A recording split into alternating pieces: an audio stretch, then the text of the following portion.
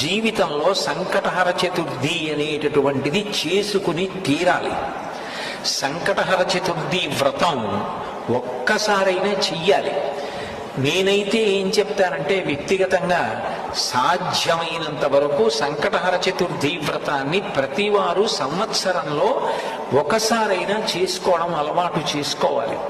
నేను ఎందుకు ఈ మాట అంటున్నానంటే, వేదవ్యాసుడు దేవీ భాగవతం చేస్తూ ఒక మాట అంటాడు, కాలో హి బలవాన్ కర్త సతతం సుఖదుఃఖయో నరాణం పరతంత్రాణం పుణ్య పాపానుయోగత.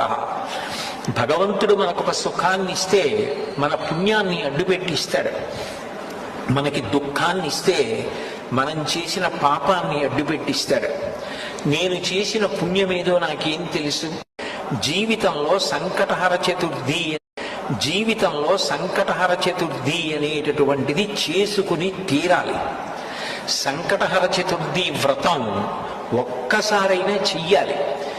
నేనైతే ఏం చెప్తానంటే వ్యక్తిగతంగా సాధ్యమైనంత వరకు సంకటహర చతుర్థి వ్రతాన్ని ప్రతివారు సంవత్సరంలో ఒకసారైనా చేసుకోవడం అలవాటు చేసుకోవాలి. నేను ఎందుకు ఈ మాట అంటున్నానంటే, వేదవ్యాసుడు దేవీ భాగవతం చేస్తూ ఒక మాట అంటాడు, కాలో హి బలవాన్ కర్త సతతం సుఖదుఃఖయో నరాణం పరతంత్రాణం పుణ్య పాపానుయోగత. భగవంతుడు మనకొక సుఖాన్ని ఇస్తే మన పుణ్యాన్ని అడ్డుపెట్టిస్తాడు, మనకి దుఃఖాన్ని ఇస్తే మనం చేసిన పాపాన్ని అడ్డుపెట్టిస్తాడు. నేను చేసిన పుణ్యమేదో నాకేం తెలుసు? జీవితంలో సంకటహర చతుర్థి